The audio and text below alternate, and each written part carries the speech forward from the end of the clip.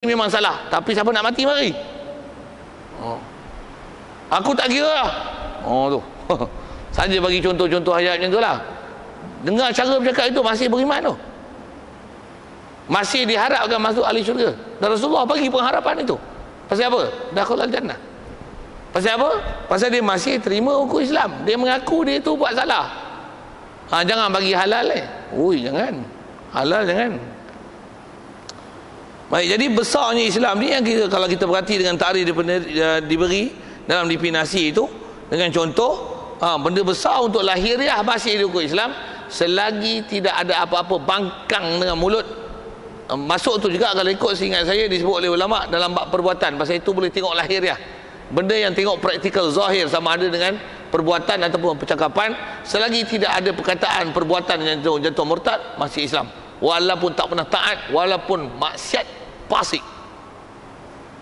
Tapi hukum tu dia iktiraf dari segi haram dia dan wajib dia.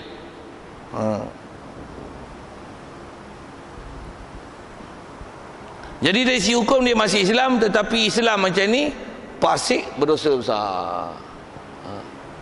Berbanding macam ni, sembahyang, puasa, tapi masih bertikai Tuhan Maha Adil. Takkan adil dia orang Islam potong tangan, orang Islam tak potong tangan? Ni tak adil. Pening kan? Pening ada pemimpin kita macam ni. Dia tahu orang Ta'ala, memang orang Ta'ala adil, kuat sembahyang lah ni, bunyi macam gitu lah. Dia pun tahu dia nak mati, tapi masih ada benda dia tak betulkan dalam bab asas Islam. Apa dia? Dia tak boleh terima hukum-hukumnya daripada orang Ta'ala tu, masih dia bangkang lagi. Kata dia, di mana adil Islam? Sikit-sikit potong tangan, nanti menyebabkan orang Islam tak boleh kerja. Jadi yang ni tak adil. Tuhan Maha Adil, orang Ta'ala boleh menghukum saya dengan seadil yang di akhirat esok. Saya telah bersedia, kata dia. Allah, satu sudut dia cakap macam beriman bagus ni, tapi cakap dia tu macam saya sebut dia lah, dia sujud, tapi buntut keluar cerit. Misal yang cukup mudah tuan untuk saya sebut, misal lah tu, macam Kasih Ahmad tu, dia tolak hadis. Kata saya memang mengakui Allah Ta'ala Tuhan sebenar tanpa syak dan ragu. Saya menjunjung tinggi Al-Quran, tetapi hadis Nabi kita tak akan pakai sama sekali. Ada orang Islam kita yang macam ni masalah dia. Orang Islam kita yang macam ni. Jadi dengan takrifan ni insya-Allah kita cerdik tu. Maksudnya kita faham dari sisi definisi yang ni, yang kita dalam masyarakat tuan-tuan, kalau nisbah perjuangan asas kita nak pulihkan balik akidah orang Islam, apa dia?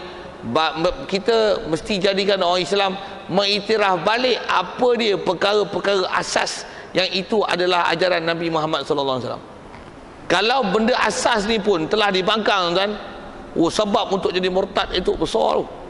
Saya buat misalnya, puasa bulan Rejab boleh tak? Nabi suruh tak puasa? Soalan macam ni, puasa ni amalan yang baik tak? Rasulullah pernah isyarat, sumu tasihu. Tiba-tiba ada puak-puak macam ni, puasa je bid'ah. Okey tak? Macam mana dia boleh bid'ahkan dan sesatkan orang, tambah kata bid'ah ni ahli neraka? Nabi pun tak puasa bulan Rejab sebulan. Memang Nabi tak puasa bulan Rejab sebulan. Tapi hang kata orang puasa tu bid'ah ahli neraka, salah tu. Itu masalah. Tu Wahabi. Sikit ke Wahabi tu. Itu kita sebut bab amalan. Dia boleh rosak kan bab tu. Dia boleh rosak pasal dia mengharamkan apa yang halal. Ni baca Yasin malam Jumaat. Kita tak malam Jumaat lagi kan. Sadu kadang-kadang ajar sini malam Jumaat. Tak baca Yasin. Apa baca Yasin malam Jumaat? Tanya dia, baca Quran bagus tak? Boleh baca siang, boleh baca malam. Dia pun pandai baca Yasin je. Boleh tak baca Yasin malam Jumaat tu, boleh tak? Apa masalah Yang kau pun duk mengajar tafsir malam apa kau ajar? Malam Selasa, malam Rabu. Ada tak Nabi ajar tafsir malam Selasa, malam Rabu? Ada? Tak ada tu? Sama lah macam baca Yasin. Kau pun ajar tafsir hadis, kau tak pandai. Fiqh kau tak kerti, nak baca tauhid macam ni kau tak kerti. Kau pilih pelajaran tafsir. Nabi ada tak dia pilih tafsir, tauhid? Hari ni yang ajar fiqh, hari ni kita ngaji hadis je. Hari ni kita ngaji tasawuf, hari ni kita ngaji tajwid. Ada Nabi Muhammad ajar tu? Mana ada? Kau pun bid'ah jugalah. Tapi kau bid'ah kan, kau kata sesat baca Yasin malam Jumaat ni, apa cerita Benda tak sesat kau kata sesat, bahkan yang tu kau kata ahli neraka. Keluar tu daripada maklum fitin bin darurah. Satu, Wahabi bahaya tu. Sudut tu. Wahabi, Syiah pula. Sahabat Nabi, ya Allah Ta'ala jamin ahli syurga. Radhiyallahu anhu, maradu anhu. Habis-habis sebut Sayyidina Abu Bakar laknatullah alaih katanya. Allah pun letak radhiyallahu anhu, maradu anhu. Sayyidina Ali pun tak pernah kata apa-apa kat sahabat Abu Bakar, Umar, Uthman. Tak pernah kata apa-apa. Dan Nabi Sayyidina Ali tak pernah kata, dia kata dia Syiah. Habis-habis perempuan ni mengkapir untuk sahabat. Benda yang maklum fiddin bid-darurah. Kata tu habis murtad. Tak kira pahaman-pahaman lain, tak payah sembah lah hak lain. Hak tu saja pun dah cukup lah. Pasal apa? Benda maklum fiddin bid-darurah. Rasulullah dia siap sabda kan, dia kata la tasubbu ashabi, jangan maki sahabat aku. Ni hampa maki, bukan saja maki, mengkafirkan sahabat. Apa ni? Nah, apa ni tu bukan saja cakap dosa, kufur. Nauzubillah. Satu yang kita nak jaga tu pasal sepadan ni tuan-tuan, dengan kita faham ni, insya-Allah mematangkan kita. Asal kita bicara din tadi yang terdekat ialah Islam. Perhati elok-elok definisi tu. Satu, kalau kita orang kata kasar ke ekstrim tak ekstrim ya, tengok definisi dia. Satu, kalau dia cerita bab ketuhanan salah, bab Rasul. Macam bab Rasul, saya buat misal. Dia orang haji sembahyang, haji ibadat. Dia kata Nabi Muhammad ni memanglah Rasul akhir zaman, tapi saya ni Rasul Melayu. Lembut dia cakap. Saya Rasul Melayu. Saya pun bukan ada maksud apa-apa. Saya bukan nak pangkat. Tujuan saya nak bagi orang Melayu ni sedar balik, supaya kembali kepada perjalanan macam mana ajaran Nabi Muhammad SAW. Jadi apa salahnya saya jadi Rasul Melayu? Lembut dia kan. Okey tak? Murtad weh. Ekstrim. Murtad-murtadkan orang. Kawan pun lembut dia cakap. Lembut cakap, tapi intipati dia, isi dia tu kasar. Pasal mengiktiraf ada Nabi lagi lepas Rasulullah. Padahal dia khatamun nabiyyin, penutup Nabi. Nabi pun tutup, apatah lagi Rasul. Dia boleh kata dia Rasul Melayu. Apa cerita ni? Walaupun dia cakap selembut itu. Satu, kita kadang-kadang dia jadi bodoh pasal tak kerti nak menilai. Pasal lembut punya pasal kita iktiraf dia, kasar punya pasal ustaz ni apa ni, betul pun takkan cakap kasar macam tu. Jadi hang nak kira betul dengan salah tu di atas lembut dengan kasar, bukan di atas hak dengan batil. Apa ni? Orang kita dah jadi tak boleh nak menilai tu. Masa tu faham elok-elok tu, kitab ada, renung, tengok, perhati. Tu tak faham, soal. Kita memang tangguh situ, insya-Allah. Kita berhenti, sambung nanti tang dia kata soal berapa perkara rukun Islam. Wallahu alam, yang baik pada Allah Taala, silap salah kasar bahasa. Tak sedap dengar tu kesilapan kat mana. Ada soal tentang Islam khususnya. Ya. Masyarakat yang menghukumkan orang yang bunuh diri itu kafir. Salah tu. Orang yang tak kafir dihukum kafir, salah. Dan kalau ikut seingat saya lah, tak tahulah, kalau nisbah saya, sejak pada kecil dulu saya memang telah mendengar maklumat orang bunuh diri tak jadi kafir, dia berdosa besar. Kalau tuan-tuan pernah dibesarkan dengan pengetahuan orang bunuh diri ni kafir, maksudnya tuan-tuan kena betul dengan kepala otak tuan-tuan tu. Sikit soal nak, siapa yang pernah dengar perkataan tu? Bunuh diri jadi kafir, ada? Pernah? Ada kan? Kena buah asing. Pergi kubur asing. Tu memang masyhur tu.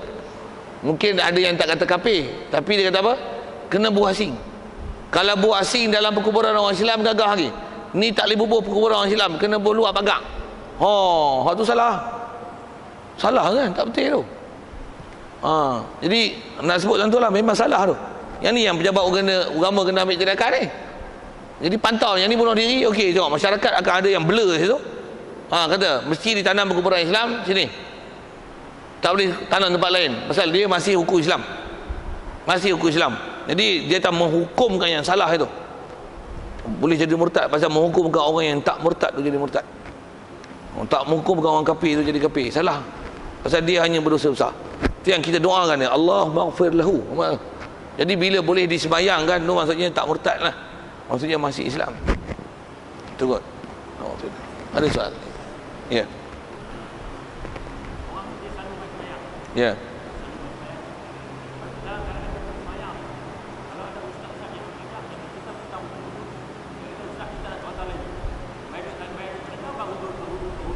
Ya. Macam mana pendapat orang tu? Soal dia ialah orang yang rajin sembahyang, rajin ibadat. Bila ada ustaz cerita-cerita macam kita sebut isu tadi lah, ada hudud, ustaz ni tak ada cerita lain, cerita hudud. Ayat tu ayat menerima ke bangkang? Itu je format dia. Tanya dia baik-baik, awak tak suka tu pasal apa? Lah ustaz ni hudud, tak ada cerita lain ke? Tak. Hang tak bagi dia cerita lain tu pasal apa? Aku tak suka lah tu. Tak suka kan? Ikut aku lah. Macam mana pun nak sebut ini, kena hati-hati kat dari sisi sudut macam ni. Jika dia tak ada istilah ayat secara terangnya tolak, bangkai, engkar, mempersenda, mempeluk, gaya tu memang tak suka. Kalau hanya sekadar tak suka pasal dia benci dengar potong tangan, sebat zina, dia tak suka dengar tu, katalah di atas tak suka dengar tu, maka ayat pula ayat marah-marah gitu kan, nak hukum murtad ni sat tu tak boleh juga tu. Pasal boleh jadi dia tak suka pasal dia tak suka dengar tu. Dia tak suka ayat jenayah ni bunuh orang, rogol apa. Aku tak suka dengar. Ustaz ni tak ada cerita lain. Rogol. Macam tu kot bandingan dengan hudud tu. Hudud. Cerita tu lah. Ceritalah takwa, iman. Kalau dia macam tu, nanti Ustaz. Kalau katalah dia tak macam tu, itu ya ayat dia, selagi tidak ada istilah tolak, engkar, bangkang, nak hukum kufur tu nanti Ustaz. Tapi perkataan ayat marah dan tak suka tu adalah haram. Pasal sepatutnya kenapa marah? Dia cerita benda yang hak, accept lah.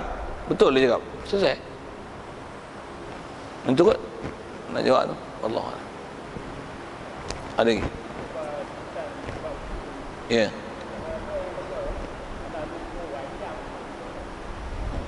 Ada juga yang kata wayang.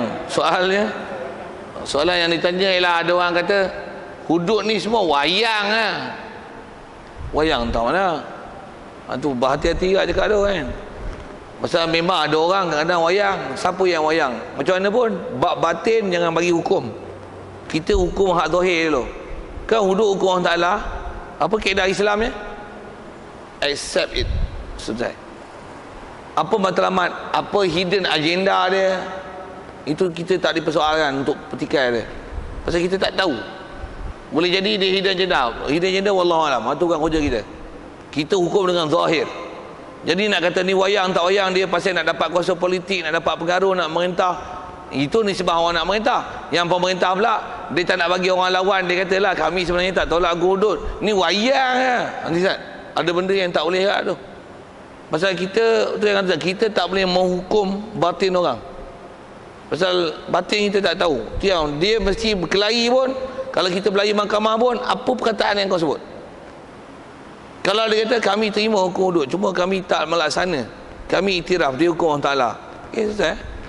Maksudnya masih beriman. Wayang lah itu bukan kerja hang.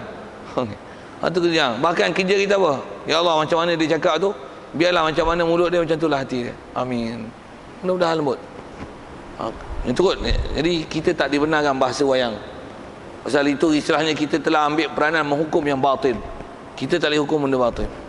Kita hukum tengok apa lahiriah dia sebut. Wallahu a'lam. A'udzubillahi minasyaitonir rajim. Bismillahirrahmanirrahim. Allahumma nawwir qulubana min nuri hidayatika kama nawwartal arda min nuri syamsika abadan abada bi rahmatika ya arhamar rahimin. Warzuqna fahman nabiyyin wa hifdzal mursalin wa ilhamal malaikatil muqarrabin wa sallim tasliman ala jamil anbiya'i wal mursalin walhamdulillahi rabbil alamin. Assalamualaikum warahmatullahi wabarakatuh.